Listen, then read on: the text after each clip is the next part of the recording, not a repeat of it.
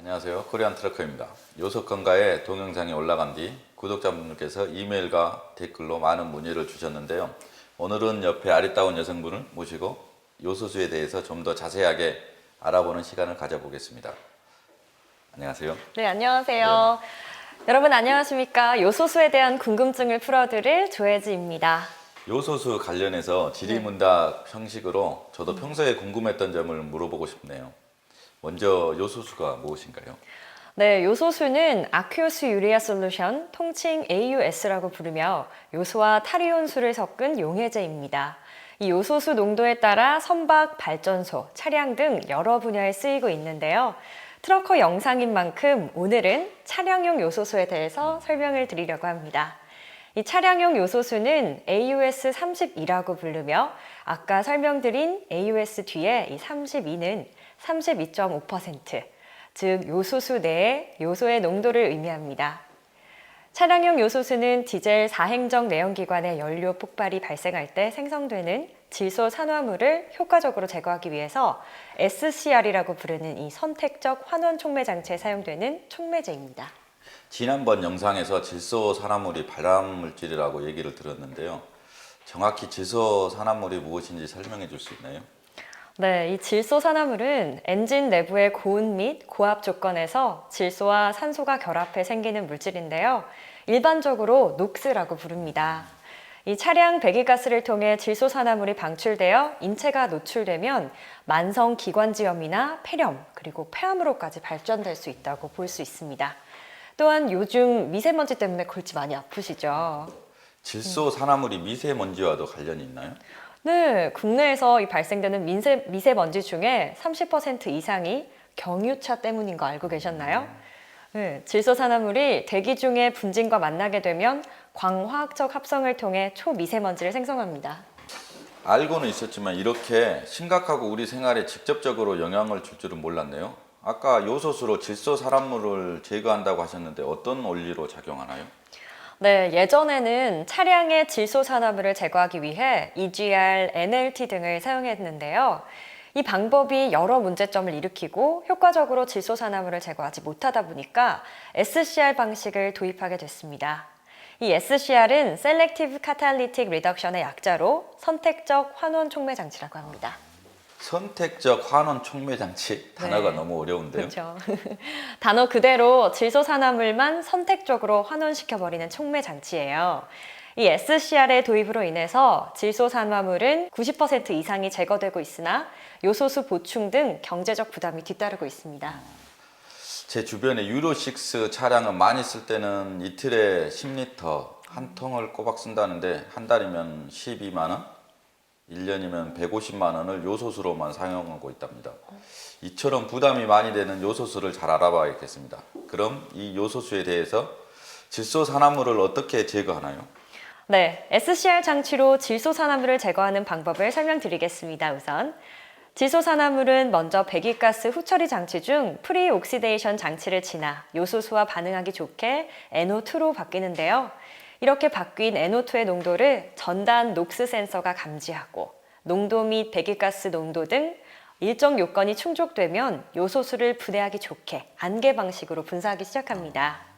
뿌려진 요소수는 배기가스 온도에 의해 암모니아 가스로 가수 분해가 됩니다. 이 암모니아 가스와 질소 산화물은 믹서를 지나 SCR에 있는 지올라이트 속성의 TiO2, ViO2 티타늄과 바나늄 계열 촉매와 만나게 됩니다. 그리고 이 질소 산화물은 화학 반응을 통해 물과 질소로 환원되어서 대기 중으로 방출됩니다. 인체에 무해한 물과 질소로 만드는군요. 그렇죠. 네, 이 과정에서 혹시 모를 과다 생성된 암모니아 가스를 밖으로 방출하지 않기 위해 SCR 후단에는 암모니아 가스를 다시금 물과 질소로 환원시켜주는 이 암모니아 슬립까지 설치된다고 합니다. 굉장하죠? 대단하네요.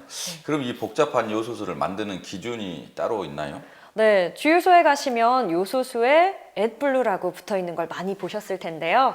이 애드블루가 요소수의 기준인 줄 많이들 알고 계시더라고요. 사실 요소수 제조 기준은 이 애드블루가 아닙니다. 이 애드블루는 독일의 민간 자동차 협회 VDA에서 만든 공법 중에 하나일 뿐인데요. 한국으로 따지면 한국자동차산업협회가 제시하는 요소수 제조 방법일 뿐이라는 거죠. 이 우리나라의 대부분의 요소수 제조사는 독일의 에드블루 공법을 그대로 차용해서 만들고 있습니다. 하지만 미국, 영국, 호주권 나라에서는 DEF 방식으로 요소수를 제조하고 있습니다. 에드블루 인증을 받지 않는다는 거죠.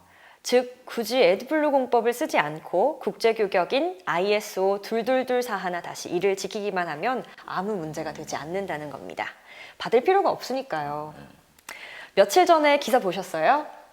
그 독일조차도 이 에드블루 공법이 문제인 것을 알아서 요소수 분사량도 조작하는데 뭐 덧붙이지 않아도 현명한 소비자들은 판단하시리라 믿습니다.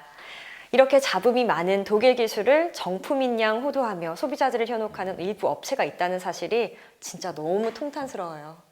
에드블루가 정품이 아니라고요? 주변에서 에드블루만 넣으라고 하던데. 네, 에드블루 인증 마크는 독일 VDA의 로열티만 지불하면 얻는 그냥 마크일 뿐이에요. 그런데 일부 업체는 이 에드블루 인증이 없으면 정품이 아닌 것처럼 홍보를 하고 있어요. 이거 조금 위험한 얘기 아닌가요? 오늘 이렇게 요소수에 대해서 알아보았습니다. 정말 요소수를 잘 알아보고 사용해야겠네요. 그런데 요소수 때문에 스트레스를 받으시는 분들이 주변에 많던데 어떤 문제점들이 있는지 알아보겠습니다. 안녕하세요, 코리안 트러커입니다. 저번 영상에서 요소수가 무엇인지, 그래서 왜 필요한지에 대해서 배우는 시간을 가져보았습니다. 바로 발암물질인 질소산화물을 저감시켜주기 때문인데, 이렇게 중요한 역할을 하는 요소수를 수익자 부담 원칙에 의해 차주가 구매해서 사용해야 한다는 사실까지 알아보았습니다. 그런데 수익자인 차주가 요소수만 부담하면 되는데 시중에 일부 잘못된 요소수가 유통되고 있어 부담하지 않아도 될 정비비용과 기름값을 더욱이 부담하고 계신다는 사실. 트럭을 운전하시는 구독자분들은 더욱 잘 알고 계실 것입니다. 저 또한 녹수 센서가 고장나서 센터를 다녀오는 불상사가 있었는데요. 오늘은 잘못된 요소수를 사용했을 때 벌어질 수 있는 문제점과 원인을 알아보는 시간을 가져보도록 하겠습니다. 안녕하세요. 잘못된 요소수를 사용했을 때 어떤 문제점들이 있나요? 네, 잘못된 요소수를 사용해서 스트레스 받으시는 분들 많으실 텐데요. 요소수가 막히는 게 당연하다고 아시는 분들도 많으시고요. 하지만 원래 요소수는 막히지 않고요. 고장나지 않는 것이 정상입니다. 하지만 차에 맞지 않는 이 저품질의 요소수를 사용하시게 되니 요소수 관련 장치가 고장나는 것이다. 이렇게 말씀드릴 수 있겠네요. 그렇다면 저품질의 요소수가 왜 멀쩡한 장비를 고장내는지에 대해서 말씀드리겠습니다. 일부에서 말씀드렸듯이 요소수란 요소와 탈이온수가 합쳐진 수용액입니다. 이 요소수가 배기가스 내에 분사되면 먼저 액적 표면의 물이 증발하여 고형물 또는 용융 상태의 요소만 남게 됩니다. 이 요소 자체가 암모니아 가스에서 다단 합성으로 인해 만들어진 결과물이므로 이 요소가 다시 암모니아 가스로 분해되는 반응은 2단계 다단 분해 반응이며 정반응이라 부르는 포워드 리액션과 부반응이라 부르는 사이드 리액션이 동시에 일어납니다. 정반응이 암모니아 가스고 부반응이 이소시안산이군요. 네, 맞습니다. 네, 우선 1번 화학식을 보시면 고형물 또는 용융 상태인 요소가 정반응인 암모니아 가스와 부반응인 이소시안산으로 분해된다는 뜻입니다. 2번 화학식은 부반응인 이소시안산조차 기존 액적 표면이 물이 증발하여 발생된 수증기와 만나 가수 분해되어 암모니아 가스와 이산화탄소로 분해됨을 보여줍니다. 요소수 품질이 높은 경우 분해 반응이 1번, 2번 화학식 순으로 순조롭게 진행이 되어 화합물의 반응이 암모니아 가스와 이산화탄소 가스로 완료됨으로써 요소 고분자가 발생하지 않습니다. 하지만 요소수 품질이 낮을 경우에는 부산물인 이소시안산의 농도가 높아지게 됩니다. 이 이소시안산이 굉장히 문제가 되는데요. 다음 요소 고분자 생성 반응 그림을 보시겠습니다. 이소시안산은 반응성이 높은 탄화수소 유도체로서 배기관 내 농도가 높아지면 반응 속도가 증가해 요소수의 불순물인 뷰렛, 트리우렛 등과 연쇄 반응하여 거대 분사량의 요소 고분자를 생성하게 됩니다. 이렇게 생성된 고분자는 잔류 탄소들과 복합 고분자를 형성해 분해 온도가 무려 700도씨 이상에 달합니다. 이렇게 생성된 고분자는 노즐 후단과 믹서 전단부에 적충됩니다. 딱딱하게 굳는 거죠. 이렇게 배기관 내에 쌓여버리니 배기관의 압력은 상승할 수밖에 없고 배압이 증가하기 때문에 당연히 엔진은 배기가스를 원활히 배출하지 못해 출력 저하 현상을 가져오게 됩니다. 출력이 감소되면 당연히 연비가 감소하겠네요. 기름값이 더 들겠군요. 그렇죠. 출력의 저하는 연비의 감소를 유발하는 것도 모자라 디젤 내연기관 흡기를 저하시켜서 산소가 엔진에 제대로 공급되지 못하므로 당량비에 의해 탄화수소가 증가하는 현상으로 나올 수밖에 없습니다. 탄화수소가 뭔가요? 네, 탄화수소는 흔히 말하는 검댕입니다. 수트라고도 하죠. DPF가 달린 차량을 운행하시는 분들은 익숙하시겠는데요. 이 DPF는 바로 이런 수트를 걸러주는 역할을 하는 필터입니다. 요소수로 인해 배기관 막힘 증상이 발생하면 수트 게이지 증가 속도가 빨라질 수도 있습니다. 그럼 더 자주 태워줘야 되는 건가요? 네, 배압 증가 현상이 발생하면 이렇게 수트 게이지가 빨리 차는 것뿐만 아니라 엔진 오일이 넘치는 현상이 발생할 수도 있고 자동 재생으로만 커버되지 않는 잔류물이 많이 발생해 수동 강제 연소를 많이 할 수밖에 없습니다. 어디 센터에서는 DPF 수동 강제 연소를 많이 하는 게 좋다던데.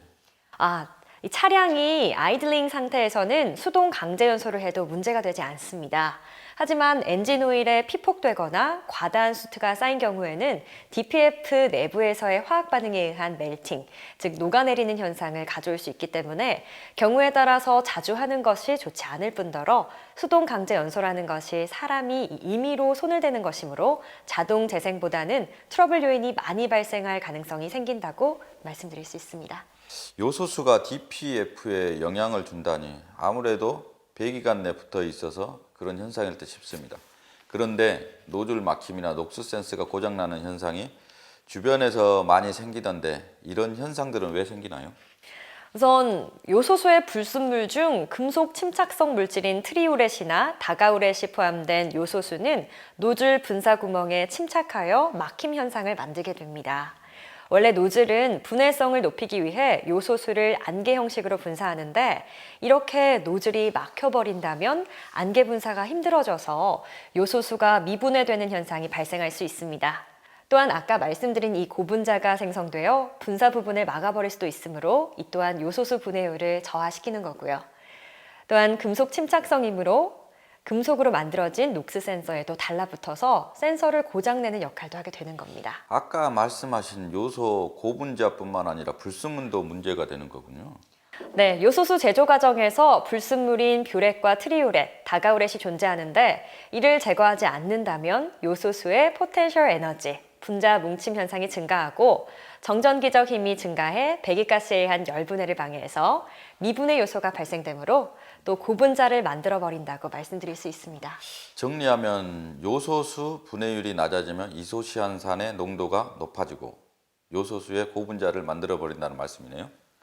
이렇게 생성된 고분자 때문에 DPF 수트 게이지가 증가하고 정비 비용도 많이 발생되고 기름값도 많아지고 모든 요소수가 그런 건지 아니면 대안이 있는지 다음 시간에 알아보도록 하겠습니다. 안녕하세요, 코리안 트러커입니다. 저번 영상에서는 요소수가 막히는 원인 그리고 그로 인해 파생되는 문제점들에 대해 다뤄보았습니다. 저 또한 요소수를 아무거나 넣으면 안 된다는 것을 알고 있었지만 이렇게 중요하다는 것은 이번 기회로 처음 알게 되었습니다. 아무리 요소수를 넣는 것이 수익자 부담의 원칙이라고 하지만 발생하지 않아도 될 정비비용, 기회비용까지 부담하는 건 너무 가혹하다고 생각되네요.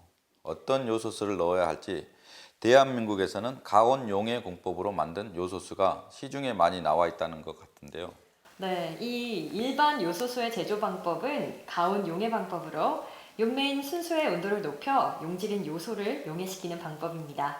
이러한 제법은 원료 요소에 포함된 이 요소염인 트리우렛, 고분자 요소 등을 효과적으로 용해시키고 요소 분자의 운동 에너지를 증가시켜 요소의 분해 반응 진행을 돕는 제조 방법이라고 할 수 있습니다. 하지만 이러한 가온용해 제조 방법의 경우에는 여러 가지 문제점을 내포하고 있어요. 국내 가온용해 공법으로 만든 일반 요소수가 문제점이 있다는 거네요? 네, 첫 번째 시간에 말씀드렸듯이 이 가온용해 공법은 독일의 민간 자동차 협회가 만든 공법에 불과합니다. 완벽한 공법은 아니기에 3가지 정도 문제점이 있다고 볼 수 있는데요. 네, 우선 첫 번째로 가온용의 공법으로 요소수를 만들기 위해서는 순수한 요소 함량이 99.99% 이상의 고순도가 필요합니다. 일반적 원료 요소에는 0.05%에서 0.15%의 고분자 요소를 함유하고 있어 용해가 정상적으로 작동되어도 불순물로 인한 분자 간 인력 증가로 이어지는데요. 이런 현상은 결국 분해 온도에 중요한 변수로 작용하게 되어 분해율이 낮아질 가능성이 높습니다. 분해율이 낮아진다는 말은 즉 분해되지 않아 쌓여버린다는 거네요. 그럼 원인인 고분자 요소를 원료에서 싹 없애버리면 되지 않을까요? 네, 이론적으로 그렇죠. 하지만 몇몇 제조업체는 원가 절감이라는 명목 아래에 그만큼의 요소를 그대로 포함한 상태로 시중에 출시하고 있습니다. 이게 문제가 되죠. 그뿐만 아니라 두 번째로는 요소염인 이 트리유렉과 고분자를 포함한 일반 요소수는 10도씨 이하에서 재결정을 통해 분해 온도와 노즐 인젝션에 작용해 미분해와 고장을 일으킵니다. 저번 영상에서 말씀드린 이 막히는 문제가 이 재결정을 통해 생긴다는 겁니다. 이 요소염을 확실하게 제거하지 않은 요소수는 문제가 됩니다. 요소염을 확실하게 제거해야 한다는 거네요. 네, 하지만 이 가온 용해 공법은 이러한 요소염 불순물을 용액 속에 녹아들게 하므로 효과적으로 제거하기는 힘듭니다. 그렇군요. 그럼 마지막으로 문제점은 뭔가요? 네, 마지막으로 일부의 일반 요소수 제조 업체가 사용 중인 가온 용해 공법의 경우에는 가온 유지 용해를 지키고 있지 않습니다. 이로 인해서 요소수 품질이 저하되고 인젝션 노즐 막힘 발생 빈도가 증가하고 게다가 배기관 내 요소수 고분자 적층과 고분자 요소에 의한 촉매 피폭 등 수많은 문제의 발생 빈도가 증가합니다.